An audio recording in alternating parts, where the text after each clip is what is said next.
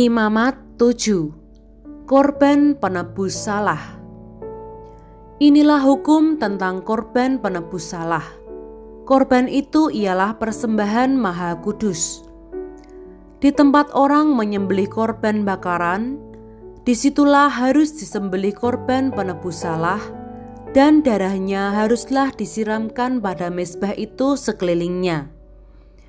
Segala lemak dari korban itu haruslah dipersembahkan, yakni ekornya yang berlemak dan lemak yang menutupi isi perut, dan lagi kedua buah pinggang dan lemak yang melekat padanya yang ada pada pinggang, dan umbai hati yang harus dipisahkan beserta buah pinggang itu.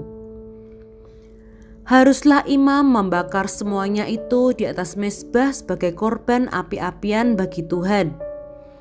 Itulah korban penebus salah. Setiap laki-laki di antara para imam haruslah memakannya. Haruslah itu dimakan di suatu tempat yang kudus. Itulah bagian maha kudus. Seperti halnya dengan korban penghapus dosa, demikian juga halnya dengan korban penebus salah.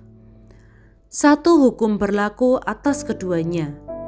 Imam yang mengadakan pendamaian dengan korban itu, bagi dialah korban itu.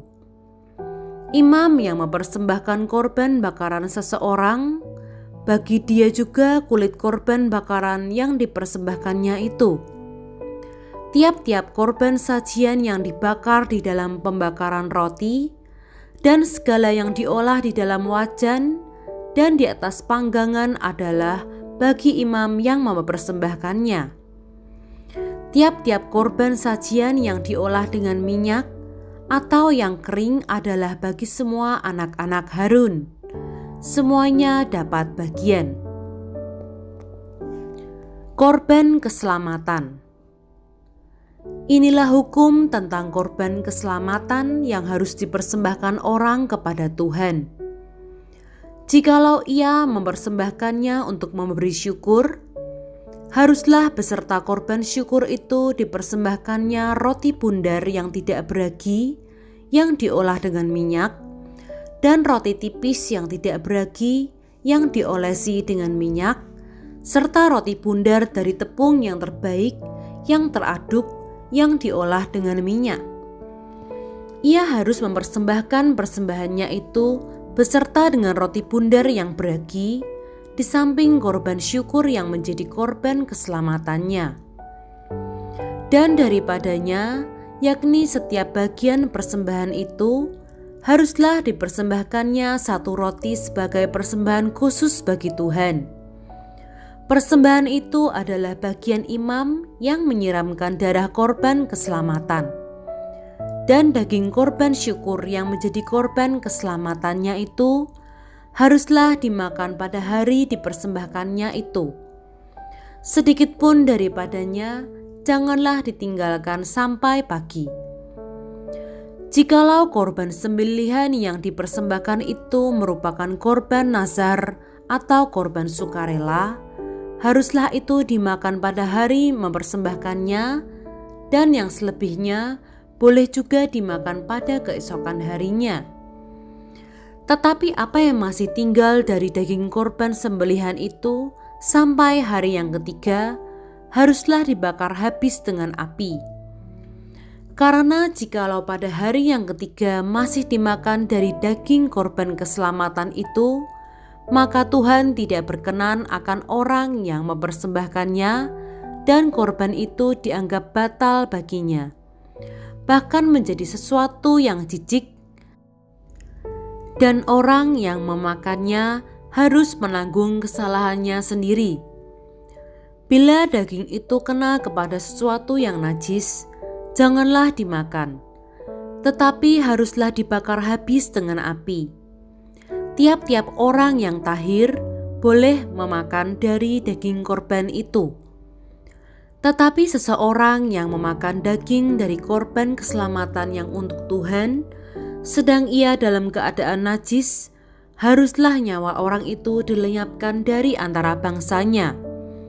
Dan apabila seseorang kena kepada sesuatu yang najis, yakni kepada kenajisan yang berasal dari manusia, atau kepada hewan najis, atau kepada setiap binatang yang merayap yang najis, lalu memakan daripada daging korban keselamatan yang untuk Tuhan, maka haruslah nyawa orang itu dilenyapkan dari antara bangsanya. Larangan memakan lemak dan darah. Tuhan berfirman kepada Musa, "Katakanlah kepada orang Israel, segala lemak dari lembu, domba ataupun kambing janganlah kamu makan. Lemak bangkai atau lemak binatang yang mati diterkam boleh dipergunakan untuk segala keperluan, tetapi jangan sekali-kali kamu memakannya. Karena setiap orang yang memakan lemak dari hewan yang dipergunakan untuk mempersembahkan korban api-apian bagi Tuhan, nyawa orang yang memakan itu haruslah dilenyapkan dari antara bangsanya. Demikian juga janganlah kamu memakan darah apapun di segala tempat kediamanmu, baik darah burung-burung ataupun darah hewan. Setiap orang yang memakan darah apapun, nyawa orang itu haruslah dilenyapkan dari antara bangsanya." Bagian imam daripada segala korban keselamatan. Tuhan berfirman kepada Musa demikian, "Katakanlah kepada orang Israel, orang yang mempersembahkan korban keselamatannya kepada Tuhan, haruslah membawa kepada Tuhan sebagian dari korban keselamatannya itu sebagai persembahannya. Dan tangannya sendirilah harus ia membawa segala korban api-apian Tuhan. Adapun lemaknya haruslah dibawanya beserta dadanya, supaya dadanya itu diunjukkan sebagai persembahan unjukan di hadapan Tuhan. Lalu haruslah imam membakar lemaknya di atas mezbah, tetapi dadanya itu adalah bagian Harun dan anak-anaknya. Paha kanannya harus kamu serahkan kepada imam sebagai persembahan khusus dari segala korban keselamatanmu. Siapa dari antara anak-anak Harun yang mempersembahkan darah dan lemak korban keselamatan, maka dialah yang harus mendapat paha kanan itu sebagai gantinya. Karena dada persembahan unjukan dan paha persembahan khusus telah kuambil dari orang Israel dari segala korban keselamatan mereka, dan telah kuberikan kepada imam Harun dan kepada anak-anaknya. Itulah suatu ketetapan yang berlaku bagi orang Israel untuk selamanya.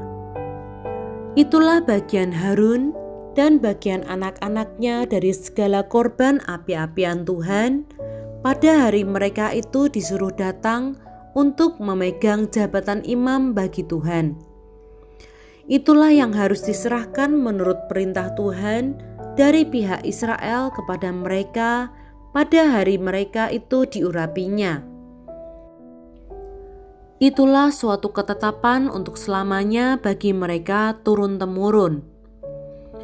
Itulah hukum tentang korban bakaran, korban sajian, korban penghapus dosa, korban penebus salah, persembahan pentahbisan, dan korban keselamatan yang diperintahkan Tuhan kepada Musa di atas gunung Sinai pada hari Tuhan memerintahkan kepada orang Israel mempersembahkan persembahan mereka kepada Tuhan di padang gunung Sinai.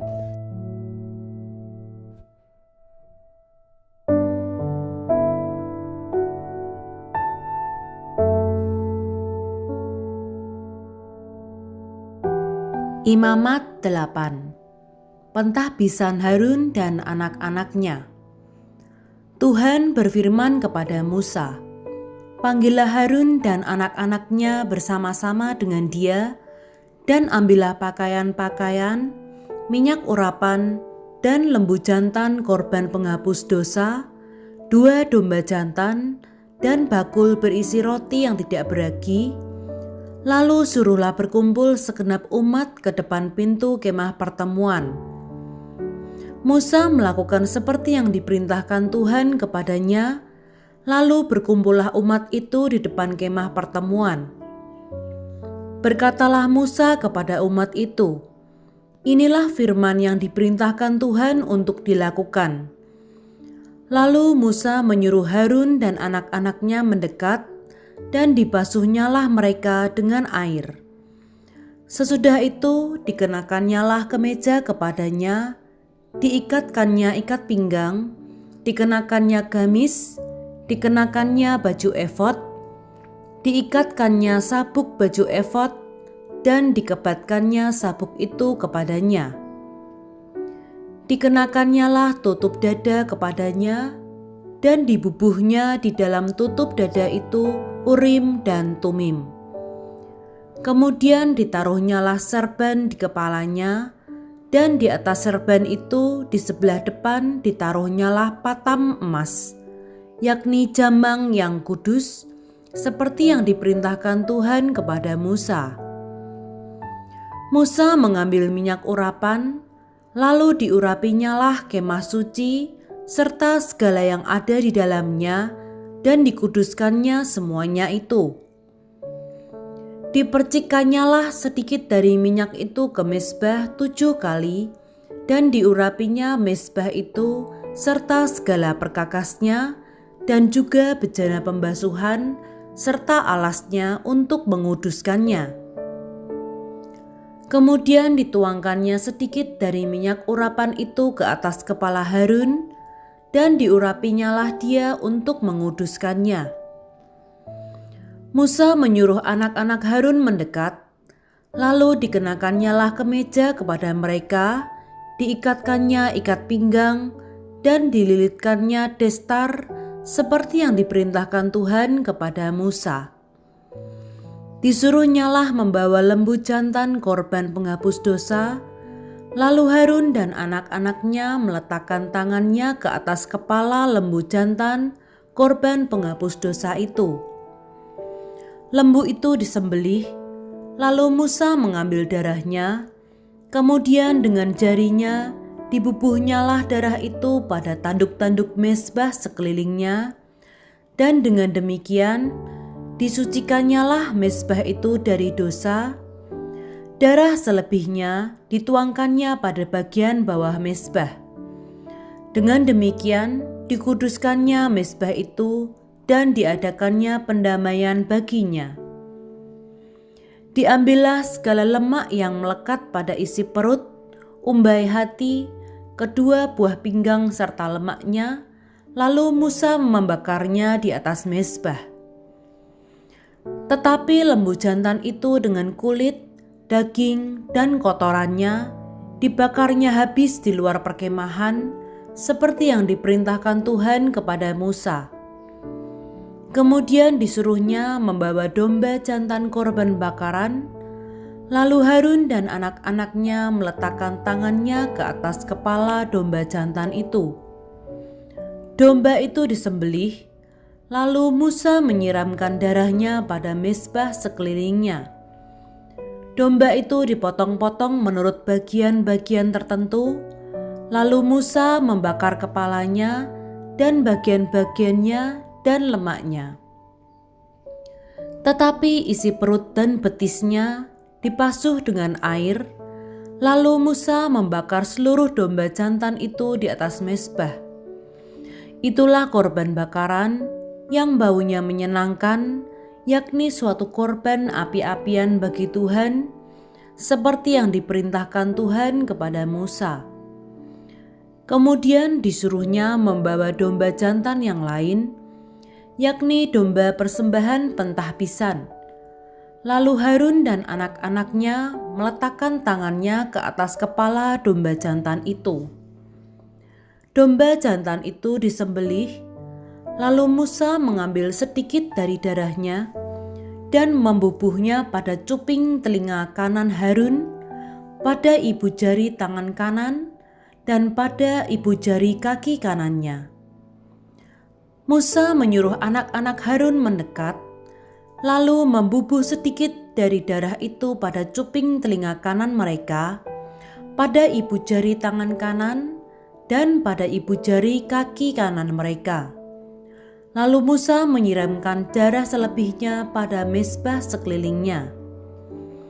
Diambilnyalah lemaknya, ekornya yang berlemak, segala lemaknya yang melekat pada isi perut, umbai hatinya, kedua buah pinggang serta lemaknya, dan paha kanannya. Dan dari dalam bakul berisi roti yang tidak beragi, yang ada di hadapan Tuhan, diambilnyalah 1 roti bundar yang tidak beragi, 1 roti bundar yang diolah dengan minyak, dan 1 roti tipis. Lalu diletakkannya di atas segala lemak dan di atas paha kanan itu. Dan ditaruhnya seluruhnya di telapak tangan Harun dan di telapak tangan anak-anaknya, dan dipersembahkannya semuanya sebagai persembahan unjukan di hadapan Tuhan. Kemudian Musa mengambil semuanya dari telapak tangan mereka, lalu dibakarnya di atas mezbah, yaitu di atas korban bakaran. Itulah persembahan pentahbisan untuk menjadi bau yang menyenangkan. Itulah suatu korban api-apian bagi Tuhan. Musa mengambil dada domba itu dan mempersembahkannya sebagai persembahan unjukan di hadapan Tuhan. Itulah yang didapat Musa sebagai bagiannya dari domba jantan persembahan pentahbisan itu, seperti yang diperintahkan Tuhan kepada Musa. Dan lagi Musa mengambil sedikit dari minyak urapan dan dari darah yang di atas mezbah itu, lalu dipercikannya kepada Harun, ke pakaiannya, dan juga kepada anak-anaknya dan ke pakaian anak-anaknya. Dengan demikian ditahbiskannya Harun pakaiannya, dan juga anak-anaknya dan pakaian anak-anaknya. Berkatalah Musa kepada Harun dan kepada anak-anaknya, "Masaklah daging itu di depan pintu kemah pertemuan. Di sanalah harus kamu memakannya dengan roti yang ada di dalam bakul untuk persembahan pentahbisan, seperti yang telah kuperintahkan dengan berkata, Harun dan anak-anaknya haruslah memakannya. Dan apa yang tinggal dari daging dan roti itu haruslah kamu bakar habis dengan api. Janganlah kamu pergi dari depan pintu kemah pertemuan selama 7 hari, sampai kepada genapnya perayaan pentahbisan, karena perayaan pentahbisan akan berlangsung 7 hari lamanya. Seperti yang diperbuat pada hari ini, demikian juga diperintahkan Tuhan, kamu perbuat kelak untuk mengadakan pendamaian bagimu. Di depan pintu kemah pertemuan, haruslah kamu tinggal siang malam 7 hari lamanya, dan kamu harus lakukan kewajibanmu terhadap Tuhan dengan setia, supaya janganlah kamu mati, karena demikianlah diperintahkan kepadaku. Maka Harun dan anak-anaknya melakukan segala firman yang diperintahkan Tuhan dengan perantaraan Musa.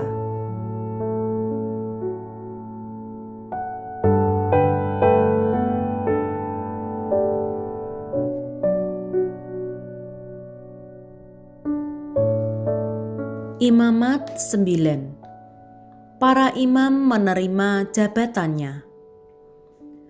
Pada hari yang ke-8, Musa memanggil Harun serta anak-anaknya dan para tua-tua Israel.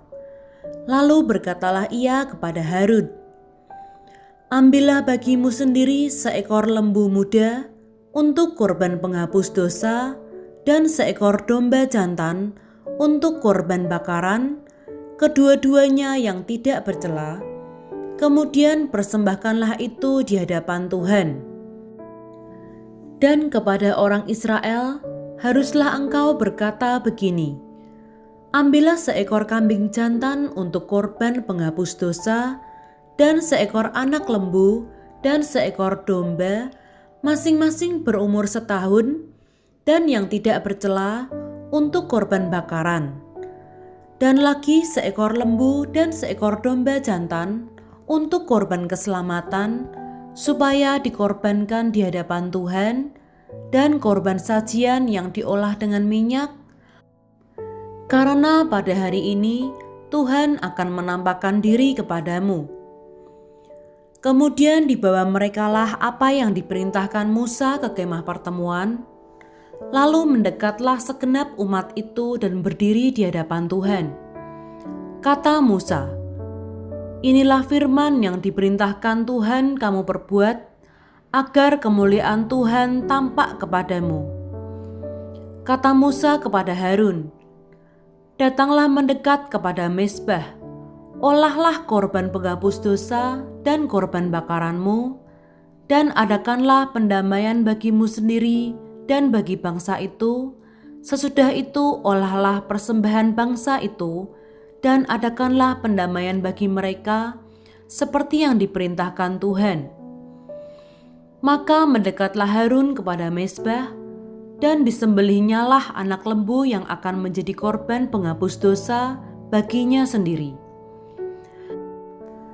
Anak-anak Harun menyampaikan darah lembu itu kepadanya, dan Harun mencelupkan jarinya ke dalam darah itu dan membubuhnya pada tanduk-tanduk mezbah. Darah selebihnya dituangkannya pada bagian bawah mezbah. Lemak, buah pinggang, dan umbai hati dari korban penghapus dosa itu dibakarnya di atas mezbah, seperti yang diperintahkan Tuhan kepada Musa. Tetapi daging dan kulitnya dibakarnya habis di luar perkemahan.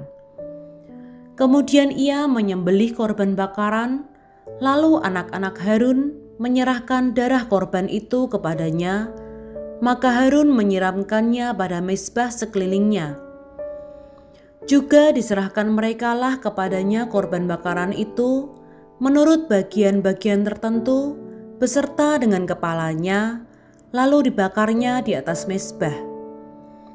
Isi perut dan betisnya dibasuhnya dan dibakarnya dengan korban bakaran di atas mezbah. Sesudah itu dibawanya persembahan bangsa ke mezbah, diambilnyalah kambing jantan yang akan menjadi korban penghapus dosa yang bagi bangsa itu, lalu disembelihnya dan dipersembahkannya sebagai korban penghapus dosa seperti yang pertama. Kemudian dibawanyalah korban bakaran ke mezbah dan diolahnya sesuai dengan peraturan. Selanjutnya dibawanyalah korban sajian dan diambilnya segenggam daripadanya, lalu dibakarnya di atas mezbah di samping korban bakaran pada waktu pagi. Ia menyembelih juga lembu dan domba jantan yang akan menjadi korban keselamatan bagi bangsa itu. Lalu anak-anak Harun menyerahkan darah korban itu kepadanya, maka Harun menyiramkannya pada mezbah sekelilingnya. Tetapi segala lemak dari lembu dan dari domba jantan itu, yakni ekor yang berlemak, lemak yang menutupi isi perut, buah pinggang, dan umbai hati, segala lemak itu diletakkan mereka di atas dada kedua korban itu, lalu Harun membakar segala lemak itu di atas mezbah. Dada dan paha kanan itu dipersembahkan Harun sebagai persembahan unjukan di hadapan Tuhan, seperti yang diperintahkan Musa. Harun mengangkat kedua tangannya atas bangsa itu, lalu memberkati mereka. Kemudian turunlah ia setelah mempersembahkan korban penghapus dosa, korban bakaran, dan korban keselamatan. Masuklah Musa dan Harun ke dalam kemah pertemuan. Setelah keluar, mereka memberkati bangsa itu, lalu tampaklah kemuliaan Tuhan kepada segenap bangsa itu. Dan keluarlah api dari hadapan Tuhan, lalu menghanguskan korban bakaran dan segala lemak di atas mezbah. Tatkala seluruh bangsa itu melihatnya, bersorak-sorailah mereka, lalu sujud menyembah.